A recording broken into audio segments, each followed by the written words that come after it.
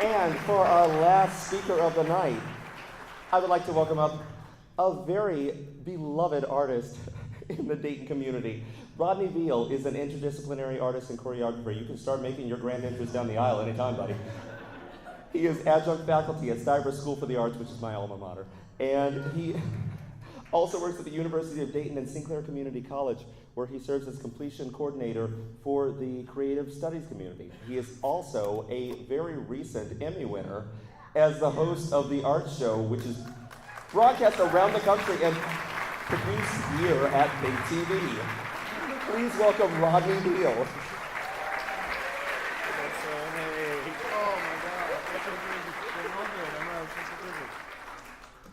Okay, so I'm going to talk to you about my journey with the word ghetto. I created a retail art installation with a lot of help from a lot of people at the University of Dayton Art Street facilities, which was fantastic. And what we did over the course of 9 months was kind of tackle this word ghetto and its use on the UD campus to describe their campus, the residential area. And here's the definition of ghetto. You can all read. Hopefully I didn't make it too small as being very fashionable and artistic with the print. And so I thought, if this is the definition of the word, how does that fit where it is on UD's campus? Is the word being used in a historical context? So over 9 months, working with Brian LaDuca, who I scared completely with this idea of a retail art installation, we set about looking at logo design. We brought together, in that 9 months, all the various departments across campus, student affairs, engineering, science. And we posed this question. Here are 3 examples of a ghetto: Warsaw, West Dayton, and the University of Dayton. Does the University of Dayton ghetto really reflect a ghetto? I don't think so at $39,000 a year.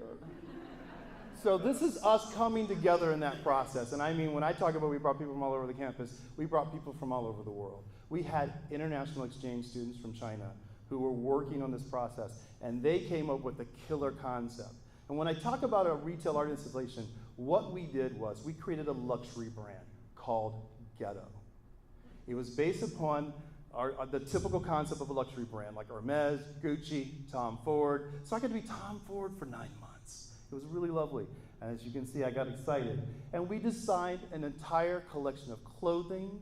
We designed byproducts. We created a secondary line called Academy by Ghetto. With a team of 3 fantastic muses, Abby, Asterlin, and, I'm going to miss her name, Elisa, we designed over 100 garments, but we had to whittle it down to 10 and 5 to be displayed. And so what you see is one that was rejected and one that was chosen. And so in that process, my house became Project Runway. I even bought fabric from Mood Fabrics. I thought, oh my God, Tim Gunn's coming to my house. And so I got so knee deep into this process. I was studying Vogue and Harper's Bazaar, and I was studying the ideas and concepts behind a luxury brand. We wanted to make the clothing and the products and the space as real as possible and wearable. So this novice seamstress got into it to the point where I think I drove my partner completely insane with the purchase of fabrics and notions and zippers. And so we created a capsule collection.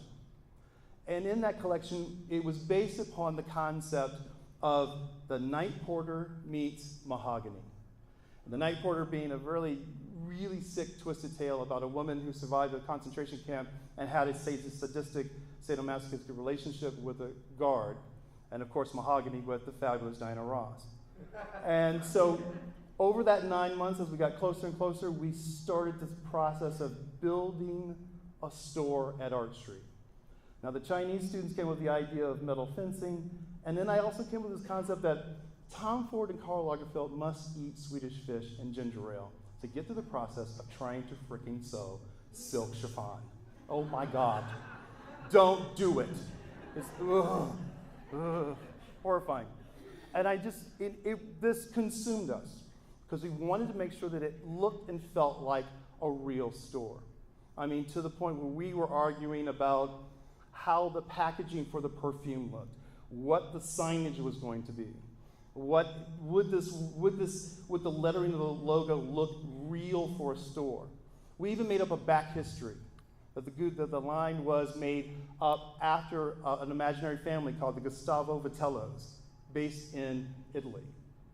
We went all in, to the point where I made a jersey gown and fitted it on a model. I mean, to go that deep into the process, to kind of show the beauty, using the aesthetic beauty of luxury brands, to really highlight the horror and the concept of using a word not in its proper tone. One of the things that we did was we named the dresses.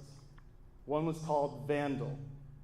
One was a $17,000 dress made for those nights when you feel reckless and want to be daring and free and bold and expressive while you're running from the cops.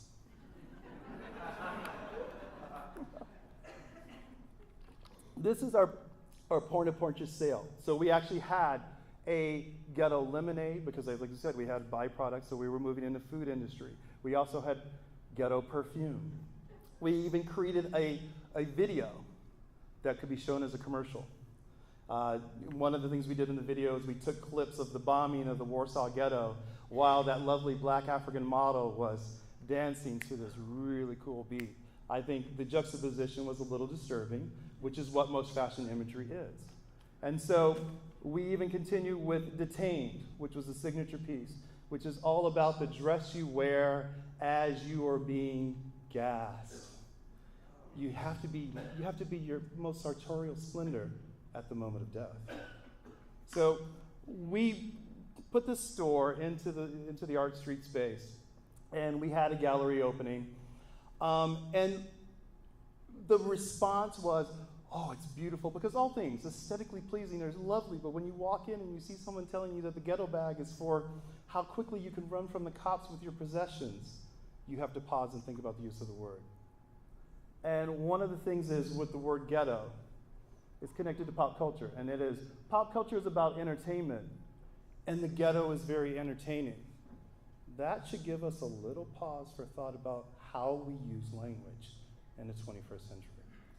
And that's what I did with ghetto.